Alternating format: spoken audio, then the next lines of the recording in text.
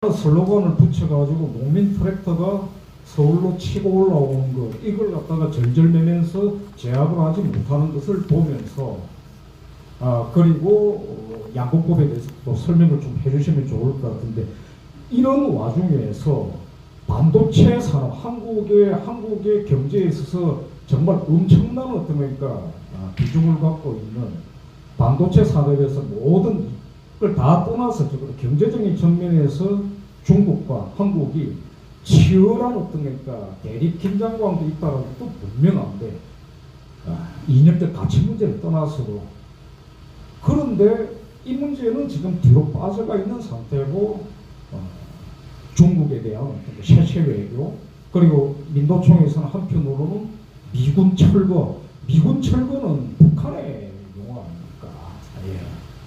이런 식의 것들을 들고 나와가지고 이렇게 하고 있다는 거죠. 그래서 양곡법 관련해가지고 우리 도대표께서 문제의식을 좀 가지고 있었던 게 기억이 나는데.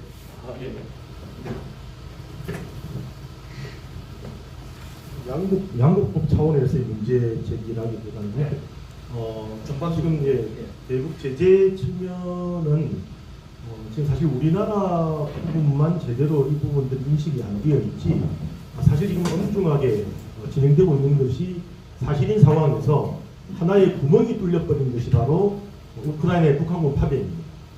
사실 이 문제 같은 경우는 지금 대북 제재에 완벽하게 제압이 되어야 될 북한이 오히려 국제사회의 전범에 합류해버리는 상황을 지금 국제사회가 방치하고 있는 부분이거든요. 사실 이거는 미국의 책임도 저는 크다고 봅니다. 이 문제는 우크라이나와 푸틴 사이에 어느 편을 들 거냐의 문제가 아니라, 사실 북한에서부터 출발을 해서 러시아를 거쳐서 북한에서 무기가 가는 부분들은 사실 제압을 했어야죠. 막았어야죠. 그걸 이스라엘을 통하든 미국이 CIA를 통하든 간에 그 부분들은 엄중하게 대북제재위원회가 유엔 차원에서도 가동이 돼서 그 부분에 대해서는 완벽한 어떤 그 공조 체제를 취해줬어야 되는데, 그 부분을 보고만 있었어요. 바이든 행정부의 크나큰 실책이고, 결국 바이든 행정부의 그런 모습들을 본 유엔의 실책입니다. 이런 부분들이 계속되다 보니까 지금 이제 농민들 트랙터가 이제 막 올라오는 거죠. 우리의 국내적 위기적 상황도 물론 존재하지만, 국제적 상황 속에서도 이거 지금 이제 자기들이 다시 한번 대북 제재를 통해서 뭔가 날개를 달 만한 시기가 왔다라고 판단을 착각을 하게 되는 이런 상황을 만들었던 것이 나는 가장 큰 문제다, 이렇게 생각드립니다. 저는 애초에 노무현 정부라든지 김대중 정부에서는 본격적으로 그렇게 안 됐었지만, 노무현 정부, 문재인 정부로 들어오면서 이 대북 지원 문제가 정말로 상상을 초월하는 비용, 물론 김대중 때 대북 정상회담의 대가 이런 것도 지불이 있었습니다만은, 이 과정에서 대북 제재라고 하는 부분들에 대한 국제사는 우리 사회의 응징이라는 부분들이 단 한 번도 존재를 안 했습니다. 제가 그때 주장했던 게 뭐였냐면, 저는 인권운동을 하는 사람이기 때문에 이게 사탕이 가고 시멘트가 가고 빵이 가고 우유가 가고 분유가 가고 이런 것들이 가는 것도 좋는데 생각하는 거는 이거는 절대적으로 막아야 되는 부분이지만, 현물의 개념으로 넘어갈 때 이것이 국민들의 자발이, 우리 국민들은 뭐랄까요, 동정심도 많고 또 남을 도와야 된다라고 하는 어떤 그 기독교적인 어떤 그 애정들이 굉장히 많이 있잖아요. 남을 도와야 되고 어려운 사람 외면하지 말아야 되고, 그것이면 100번, 1000번, 만번 이해를 하죠. 그래서 대북 인도적인 지원을 할 때도 네 주머니 네 돈 가지고 하라는 겁니다.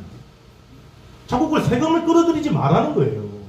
국민 세금은 그런 데 쓰는 게 아니라는 거거든요. 그래서 그때 제가 일성으로 김대중 정부 말기 때부터 이야기했던 것이 뭐냐면, 대북 지원 좋다. 그럼 네 돈으로 해라 이거예요. 네가 벌어서. 네가 불우이웃 돕기 할 때 세금마다 불우이웃 돕기 안 하잖아요. 자기 먹을 거 아껴가면서 모아둔 돈들을 그래도 거룩하게 쓰는 게 그게 기부고 어떤 지원이잖아요. 절대 그렇지 않거든요. 근데 그런 부분들에 대한 응징이 김대중, 노무현, 문재인 이때까지 한 번도 그런 응징들이 없었고, 지금 만약에 대한민국이 이 위기 상황에, 기로에 선 상황에 또다시 저 트랙터, 남태령 트랙터의 소망대로 뭔가 정부가 변고가 생긴다면 대한민국은 끝장입니다. 그때서야 비로소 김정은이는 완벽하게 적대적 두 국가론을 다시 한번 폐기하고 완벽한 무력 적화 통일의 깃발을 들고 나올 거예요. 그럴 때 여러분 어떻게 하시겠습니까? 이미 늦은 거죠. 1945년도에부터 시작을 해서 47년도에 완성되어서 47년도 이후부터 설마 했던 많은 북한의 주민들이 이거 아닌데 라고 해서 47년 이후에 엄청나게 남한으로 내려오잖아요. 그래도 못 내려와서 1천만 이상가족이 발생이 되고 2천만이 노예로 살잖아요. 지금 대한민국 1년도 걸리지 않아서 완벽하게 적화됩니다.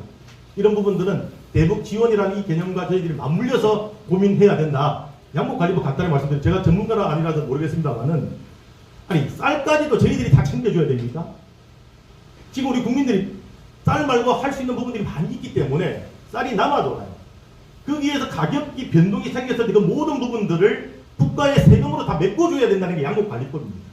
아마 거기에서 그 농지헌법 이런 것도 나왔을 때 지금 창고, 농협의 창고에 쌓여있는 쌀들 때문에 엄청난 천문학적인 숫자가 들어가고 있는데 그 지원금으로 우리 혈세를 우리 아이 못 낳는데 아이 낳는데 지원해도 시원차를 파네.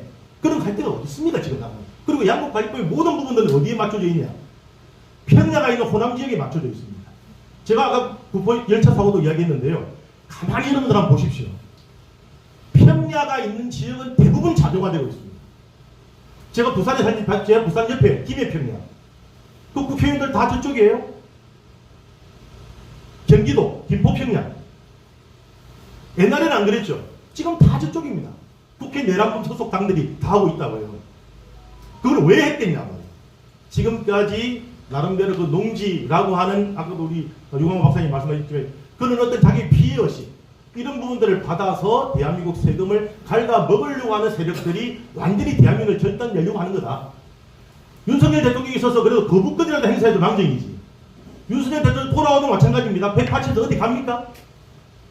근데 그 180석을 그대로 유지하는 상황에서 거부권을 행사할 수 있는 대통령이 사라졌다. 공산주의 헌법을 만든다고 다 통과합니다. 용납하시겠어요 여러분들? 대한민국 국민들 용납하시겠어요 이거? 저는 못 삽니다. 죽으면 죽었지. 이상입니다. 충분히. 조금 거기서 이제 덧붙여서 하나 조금 설명을 이제 드릴까 하면 이런 게 있습니다. 그러니까 제가 사는 어떤 곳 어디에서 그 지하도에 그 지역에 이른바 무슨 공동체 뭐 이런 주민 공동체 이런 데서 주도를 해가지고 사진전을 이렇게 지하철에 붙여놓은 게 있어요. 그게 제목이 이랬습니다. 몇 개월 전에 이제 했는데 우리는 모두가 농민의 아들이다. 농민의 자식이다. 이렇게. 뭐 그럴 수도 있죠. 근데 이제 여기에 섞여가 있는 문제가 뭐냐면 제가 왜 그 농민, 농촌, 양곡법 이런 문제를 새삼 제기를 했는 거냐면 이건 아까 기조발제 부분에서 주동식 선생님께서도 말씀하셨듯이 정근대성의 문제와 정말 긴밀하게 결합되어 있는 문제라고 생각을 합니다. 흔히 막 대표적으로 이제 본격화된 출발점으로 마르크스 레닌주의 이런 것, 마르크스가 특히 이야기를 할 때 뭐 이렇게 설명하지 않습니까? 자본주의가 발전해 가고 산업이 발전해 가게 되면은 그 결과로서 결국에는 사회주의가 되고 공산주의가 되고 이렇게 통속적으로 대체로 그렇게 알려져가 있습니다. 그런데 조금 더 꼼꼼하게 실제로 전개된 그들의 어떤 좌익 이 혁명이라는 표현을 써야 될지 모르겠습니다. 그 남동들을 이렇게 쭉 보면 역사적으로 증명이 되는 건 그들의 행태, 그들의 정서를 이제 살펴보면 분명히 드러나는 것은 그들은 사실은 반봉건을 외치고 그리고 특히 중국에서는 중국 공산당의 모택동의 기치가 반봉건 투쟁 이랬던 거죠. 그런데 반봉건을 외치고 진보를 외치지만 사실은 내용을 꼼꼼하게 짚어보면은 거꾸로 가는 거였습니다. 그래서 지금도 그런 어떤 정서들이 팽행을 하고 있는 반봉건을 외치지만 사실은 봉건적 향수 그걸 아름답다라고 생각을 하면서 되살리려고 하는 형태가 있더라고요. 그리고 그게 알게 모르게 다 나타나고 있는 그러니까 그 방금 도현 대표께서도 말씀하셨듯이 농민들 또 소중합니다. 충분히 100% 이해를 한다 하더라도 지나칩니다. 이래서는 안 되는 거죠. 한국이 모두가 다 같이 지금 고생하는 분들도 많이 있지 않습니까? 근데 이제 그러려면은 우리의 주력 산업들이 역할을 할 수 있도록 하고 그렇게 돼야 되는데 대북 제재 해제라는 것을 내걸고 있는 농민 트랙터 시위꾼들 그들 전문 어떤 그 좌빨 시위꾼들에게 좀 치고 올라오고 이런 부분들이 뭐가 문제인지 그걸 지적하는 이런 주력을 하나도 없었습니다. 짚고하는 부분 어떤 문제가 있는지 그리고 얼마나 대단한 경쟁력을 가지고 소중한 우리 원자력 산업, 원전 산업 이런 부분들을 엉망진창으로 파괴를 해버렸습니다. 이런 부분 다 내버려두고 양곡법을 갖다가 밀어붙여가 결국은 통과시키려고 굳이 얘기하자면 다시 한번 농자 천하지 대군을 만들려고 하는 건가요? 농업국가로 되돌아가자는 얘기입니까? 공업은 중국에서 다 담당을 하고 그렇게 살아가고 한국은 오손도손하게 요 땅에서 뭐 그렇게 살자라는 얘기인가요? 김일성이가 이팝의 고깃국, 쌀밥이죠. 공산주의란 이팝의 고깃국이다 이렇게 얘기하는 또 기억이 납니다. 참 저열하게 짜게였는데 그거 못 먹죠. 김정은이 왜 살찐 사람을 북한에 뒀는지 단 한 번이라도 확인하고 싶습니다. 단 하나. 곧잘 방송이나 유튜브 이런 거 보면 광고 같은 거 나오고 할 때 그런 게 있지 않습니까? 뭡니까? 다이어트. 심하게 표현하고 싶진 않습니다만 만약에 여기서 저들의 난행을 막아내지 못한다라면 한국 이런 어떤 국민들 정말 강제로 원턴 원치 않던 다이어트에 들어가게 될 거라고 경고합니다. 저들의 민노총이 주도하고 하는 탈핵 찬성 집회에 말하자면 이제 좀 뚱뚱하게 살이 찐 이런 어떤 사람도 올라와가지고 연설을 하고 하는 거 많이 보았습니다. 그래서 다이어트 하고 싶은지 모르겠지만 그렇습니다. 그런 일이 없어야 된다는 거 말씀드리고 싶고 그리고 하나 이제 아까 처음에 이제 서명구 박사님께서 이제 또 짚으시기로 했었지만 그럴 지금 원래 그러니까 박근혜 대통령 탄핵 당시에는 그래도 알량하게 최소한 형식적인 이런 것들은 지켜나오는 듯 해서 지금은 거의 이탈해버렸죠. 완전히 그러니까 넘어서 버렸고 그래서 지금 이런 상황에서 뭡니까 공소처에서 영장을 연장을 해가지고 뭘 어떻게 있나 모든 게 위법적 탈법적인데 법률 전문가가 아니라도 그렇게 느껴지는데 여기에 대해서 그러니까 원칙적이고 고전적인 사례들로 쭉 이렇게 보완하면 도대체 어떻게 우리가 그 태세를 갖추어야 되는 건지 말씀 여쭙고 싶습니다. 지금 완전히 형식적인 법의 적법성 같은 거를 띄고는 있지만은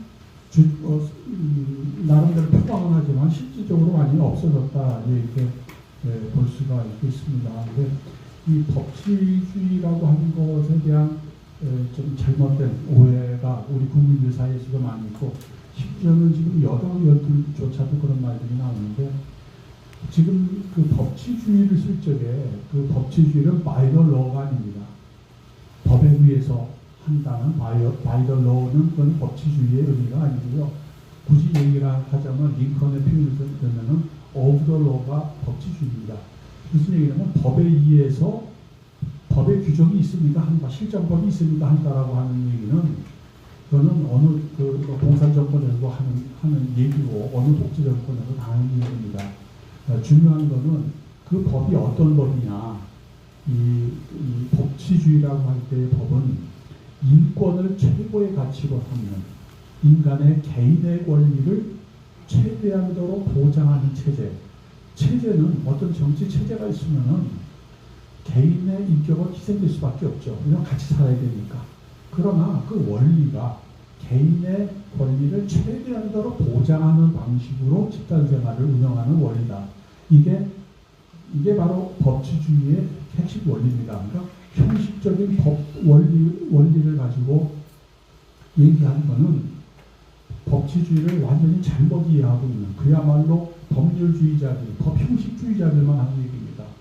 과거에는 지난 8년 전에는 자신들의 야당 세력이었기 때문에 정부의 위법성이라고 하는 것을 페이크 뉴스로 주로 만들어서 그걸 기정사실이냐 하고 밀고 나갔기 때문에 그게 어느 정도 통할 수 있을지 모르지만은 지금 경우에는 자신들이 실질적으로 집권 세력이기 때문에 자기네들이 무책임하게 얘기할 수가 없습니다. 책임있게 얘기하다 보니까 전부 다 충돌을 합니다.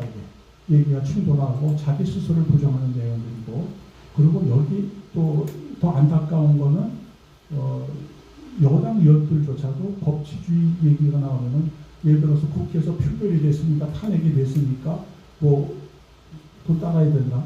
국회의 탄핵은 우선 기본적인 것은 국회 심의도 제대로 이루어지지 않았습니다. 그러니까 만장일치라고 하는 것은, 다수결이라고 하는 것은 이 민주주의의 기본적인 원리가 아니라, 민주주의 기본 원리는 합의를 보는 거예요. 기본적으로 토론해서 심의를 해서 합의를 보는 것이지, 다수결로 무조건 결정을 해버리면 사실상 국회가 필요가 없습니다. 국회가 왜 필요합니까? 다수결로 결정하는. 매일매일 여론조사를 해가지고 매일매일 결정해버리면 그만입니다. 그게 바로 다수결주의라고 하는 겁니다. 지금 바로 그러한 다수결주의 이런 식의 완전히 소위 말하는 민주 헌정에 의한 법치 논리가 아닌 단순한 법 논리만을 가지고 강변하고 있는 게, 이게 구체적인 사안들은 제가 하나하나 거론할 필요도 없습니다. 모든 과정 자체가 전부 다 하자가 있는, 법적인 하자가 있고, 왜 하자가 있느냐? 법의 형식 논리만 쫓아가기 때문에 그렇게 됩니다. 일단 제 얘기는 그렇게 말씀드리도록 하겠습니다. 덧붙여서 이제 조금 그러면 좀 요청을 드리고 싶은 게, 유광호 박사님께서 지금 이제 사실상 정치적인 의미로 보면은 이게 숫자 문제를 빼놓고는 국회 자체가 지금 그렇지 않을까요? 대한민국의 헌정을 지금 파괴하고 있는 것 아닌가요? 근데 어쨌든 앞서서 내세우고 있는 거는 다수라는 이런 거입니다. 이런 부분들에 대해서 조금 이제 원칙적인 의미에서 짚고, 그리고 어떻게 대응하는 게 맞는 건지, 이런 얘기에 대해서 한번 조언을 부탁드립니다.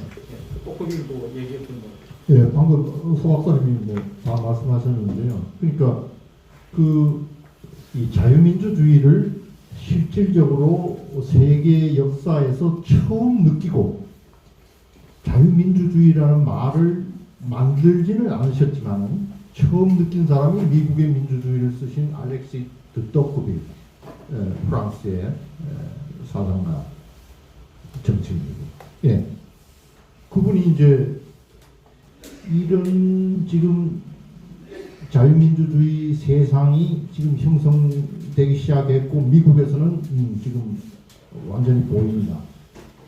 그런데 이 사회의 논리는 향후 다수의 독재, 민주주의는 분명히 다수결로, 고대 히랍 시대부터 다수결인데, 이 다수결을 이용한 다수파의 독재가 당연히 문제가 된다. 이것이 최대의 위험이다.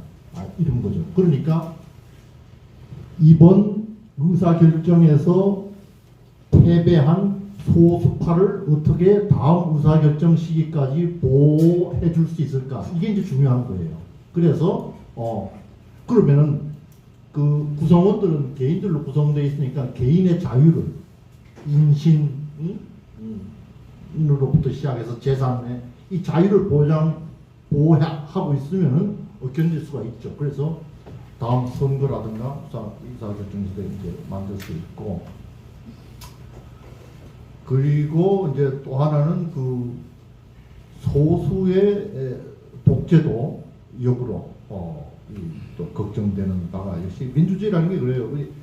분명히 이제 다수가 집단적으로 결집을 하면은 그것이 정치적인 힘이 된다라는 게 디모크라시거든요. 고대나 지금 우리가 사는 현대나, 예, 거기서 비롯되는 게 다수파가 어떤 생각을 할 것이냐. 우선 다수는 아무래도 소수보다 살림이 조금 적겠죠. 그러면 이제 복지를 요구해야 돼요. 그래서 복지국가로 당연히 가게 됩니다. 이 힘은, 예, 나라의 그 상황에 따라서 조금 선후의 관계는, 속도의 관계는 있지만 가게 돼서, 예, 리버럴 디모크라시는 그 사회민주주의까지 포함하게 된다. 예, 봅니다. 처음부터 원리적으로. 제가 이해서 말씀드릴게요. 그런데 그러면은 이런 좌파성을 가져도 자유민주주의인가? 민주주의죠. 그런데 국가에 충성한다는 거, 법에, 국가 존립에 충성한다는 게 그게 전제입니다. 그렇지 않으면 반역자예요. 그래서 한국의 좌파 대정당인 이 더불어민주당도 완전히 의심을 받고 있는 거고 지금 행동으로 자기를 증명해 하고 있으니까 우리가 더 말할 필요도 없는 거죠. 네. 전복 반역정당이라고 하지 않을 수가 없는 거예요. 왜? 국가에 해로가 했다는 것은 모두 찬성을 하고 실제로 자기들이 앞장서서 움직이고 국가에 도움이 되는 일은 거의 다 반대합니다. 예. 이런 행동 소독의 좌파 중도 좌파 정당들이 뭐 입당으로서 항상 그 정계의 가장 중심축이지만 그들은 공산주의나 모스크바나 이 소비에트 체제나 동독 체제나 거기에 대해서 반공은 분명히 했습니다. 아까도 방어적 민주주의에 의해서. 예. 내부적으로 좌익질은 또 소독만큼 많이 지식인들이 한 나라도 드물지만 정치적으로 국법적으로 반공에 대해서는 그렇게 억격한 나라도 없어요. 그렇게 해야 돼 자유민주주의가 비로소 유지가 되는 겁니다. 일찍 그 유명한 조지 오웰이 41년에 어디 그래서 썼죠. 민주주의가 파괴로부터 자기를 살려내려면은 민주주의 이기를 그만둬야 된다. 그때는 무슨 말이냐? 비민주주의 방법도 반역자들과 적에 대해서는 써야지만 자유민주주의를 지킬 수 있다는 것이죠. 예. 우리나라가 그걸 안 했기 때문에 지금 이 지경에 이르는 거예요. 바로 이어서 제가 한 말씀 올리는 것이 이제 부정선거 관련된 이야기를 저는 좀 드리고 싶은데요. 이게 뭐냐면 다수결 이야기가 나왔기 때문에 그 말씀을 드리려고 합니다. 저희들은 그 한국 자유회의는 지금의 이 국회 180석에 굉장히 문제가 많다고 저희들은 보고 있는데 부정선거 관련된 활동들은 워낙 많은 단체들이 귀하게 하시기 때문에 저희들이 공식적으로 그 부분들에 대해서 언급을 하지 않습니다. 잘 하고 계시기 때문에 다만 우리 한국 자유회의가 정말로 의구심을 가지고 지켜보는 것은 이겁니다. 이런 다수결의 원칙, 다시 말해서 모든 국민들이 볼 때 다수결의 원칙으로 했는데 뭐가 문제야? 라고 하는 부분들을 만들어내기 위해서 쟤네들이 어떤 공작이라도 했다는 겁니다. 그게 뭐 여러분들 양동철인지 뭐 뭡니까? 이러면 기억하기 싫은데 양정철입니까? 걔네들이 앉아서 뭔 짓을 했겠어요? 근데 저희들이 어떻게 보냐? 저희들은 사전투표 제도의 문제점을 지적합니다. 사전투표도 저희들은 조작이라고 하는 부분들은 또 많은 분들이 하시기 때문에 저희들은 거기에 천착하는 게 아니라 저희들은 사전 관외 투표 이런 부분들에 대해서 굉장히 문제점을 지적합니다. 다시 말해서 지금 어느 특정 지역을 말씀드릴게요. 특정 지역은 여러분들 아시다시피 선거만 하면은 9대1이네. 90% 10%야. 10%의 귀한 분들이 남아있지만 90%는 일정 특정 정당을 다 밀어. 뭐 더불어민주당이랑 이야기합시다. 깨놓고 다 밀어버리는데 다수결의 원칙에서 51대 49면 됐지. 90%가 왜 필요합니까? 그러면 결론적으로 여러분들 어떻게 생각해요? 표가 남아 돌죠? 90%니까 거기서 한 3사람만 빼면 되잖아요. 3사람만 빼서 어디로 돌리냐? 서울, 경기 접전 지역으로 보냅니다. 근데 옛날에는 그게 안 됐어. 할 수는 있었지. 주소지 이전해가지고 할 수는 있었는데 옛날에 힘들었던 게 뭐냐? 지발로 걸어와야 돼. 전라도에서는 예를 들어서 자식들 보내놓은 자식 농사 잘 지어서 서울 보내가지고 거기 주소 옮겨놨어. 선거 때 여기까지 와서 찍었어야 돼요. 근데 사전 관외 투표는 뭡니까? 광주에 앉아가지고 서울 저기 서대문구 표를 완전히 완벽하게 제어해버려요. 2000표만 움직이면. 이해되십니까? 여러분 한번 생각해 보십시오. 전라도는 표가 나와더라. 예를 들면 거기에 몇십만 딱 조직해서 몇십만이 어렵겠습니까? 한 10만만 조직하면 되겠구만. 서울 경기는요 표 차이가 얼마 나지 않습니다. 1000표 2000표도 많아요. 몇백 표 차이도 많아요. 몇백 표 차이로 결판 나는 게 많습니다. 여기에 사전 관외 투표로 자식들이 있는데 주소 이전 해놓고 광주에 앉아가지고 어디 사전 투표소 가서 그냥 찍어버리면은 그 표가 휘리리리 날라와가지고 제가 사는 서대문구 표를 결정짓는다니까요. 양정칠이 그런 거 안 했겠어요? 저희들은 그런 문제점을 제대로 보고 여러분들이 또 다른 많은 분들이 귀하게 활동하시는 부정선거와 플러스 이런 사전 관외 투표의 제도 이거 빨리 없어져야 됩니다. 대통령 선거는 이게 안 통하죠. 1인 1표이기 때문에 어디에 찍든지 간에 그죠? 그런데 국회의원이나 지방선거는 쟤네들이 마음만 먹으면 싹쓸이 하는 겁니다. 사전 관외 투표 철폐를 위해서도 우리 나섭시다. 예.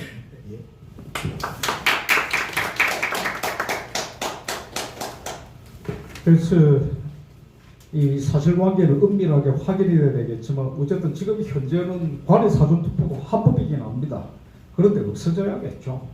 그 주권자로서 자기 권리 행사에 그런 게 있다라면 직접 가서 투표를 하는 게 옳습니다. 어떤 그 사정이 있다 하더라도 그걸 넘어서 하는 게 옳은데 지금 현재는 제가 그런 사례를 그 도대표께서 지적하신 관외 사전투표 행위를 제가 그 사례를 보기도 한 게 있습니다. 매우 곤란하다는 거 말씀드리고 그리고 이제 조금 돌아서 얘기하자면 이른바 양정칠이 우리 고발하면 좋겠어. 예. 그럼 그 한 달 틀어볼 거 아니야. 예, 조금 예. 다수결 문제 지금 이제 이 문제도 좀 넘었어야 되는 이게 이제 어떻게 개념을 규정짓고 어떻게 대응해야 된다는 것들을 결론을 내리기 전에도 이른바 그러니까 지금 저들은 어떤 형식적으로는 어쨌든 이제 탄핵 이런 것도 숫자 맞춰서 뭐 이렇게 한 거 아닙니까? 다수인데 다수결로 어떻게 정리해야 되는 거죠. 근데 그게 일찍이 독거빈 그러니까 다수의 횡포와 민주적 전제정을 그러니까 지적한 그 위험을 경고했던 부분들을 기억을 하고 있습니다. 그때는 아직 공산전체주의나 나치즘 같은 게 등장하지는 않았을 때입니다. 세우지는 않았을 때지만 그런데 그때의 경고 지적이 나중에 그렇게 돼버리는 과정들을 쭉 그러니까 완전히 동일하지는 않지만 바이마르 체제가 붕괴에 들어가고 히틀러 체제가 수립돼 들어갈 때 과정들 그 이전에 그 당시 독일 의회에서 진행됐던 보면은 그때는 이제 그 비상대권을 가지고 있는 대통령 힌덴부르크 대통령이 있고 행정권 직접적으로 이걸 하는 거는 총리가 수상이하고 이렇게 됐는데 거의 마비 상태였습니다. 지금 이제 그러니까 윤석열 대통령 탄핵까지 해가지고 28번 탄핵입니다. 이게 대한민국 헌정사의 모든 탄핵 케이스를 다 합친 것보다도 많죠. 압도적입니다. 이게 이제 기록에 남게 돼. 그런데 그런 비슷한 일로 완전히 발목을 묶고 난장판을 만들어버리는 일들이 당시에 이제 벌어지고 이렇게 쭉 가고 마비 상태로 들어가고 그래서 그때도 그러니까 계속 강력한 어떤 그러니까 문제 제기가 계속 올라왔었죠. 그러니까 대통령은 비상대권을 발동을 해가지고 이 난핵을 중단시켜야 된다. 이런 어떤 것들이 있었던. 근데 그렇게 되지 않았고 결국에는 설마 하는 사이에 정부는 붕괴하고 마치 의석을 다 동원해가지고 뭐 이렇게 되듯이 지금 저들의 이제 다수 의석을 활용해가지고 탄핵을 하듯이 그냥 독일 당시 바이마르 의회에서 히틀러 정권 의회에서 히틀러가 총선을 거쳐가지고 무슨 뭐 대통령에 당선되고 뭐 이렇게 된 거 아니었습니다. 이제 일정한 어떤 다수 의석을 가지고 있는 상태에서 붕괴해버리고 한 상태에서 의회에서 총리로 선출이 되고 나중에 그러니까 대통령 권한까지 접수해버리면서 그게 총통이죠. 이렇게 돼버리면서 그 다음에 어떻게 되느냐? 선거가 수도되어버려요. 다 사라져버렸습니다. 끝나버린 거죠. 하는 사이에 다 끝나버렸습니다. 그러니까 히틀러가 무장공개통이가 우습게 표현을 하자면 힌덴부르크 대통령 체포하겠다고 헬기 띄우고 이런 짓 한 거 아닙니다. 포위하고 경찰 특공대 파견을 이런 거 아니었습니다. 이렇게 쑥 가버린. 그래서 지금 그러니까 우리는 어떨 것인가? 저는 정치공학적으로만 생각한다 그러면 이번에 저들을 제동을 걸지 못하면은 이 사태가 오리라 이렇게 생각합니다. 이런 어떤 그래서 정말로 그러니까 절박하고 위험한 어떤 상황인 게 사실 아닌가. 그래서 여기에 각오를 단단히 하고 뭐 이래야 되겠다라는 생각이 들고 시간이 조금 이제 2시간 반 이렇게 조금 지났습니다.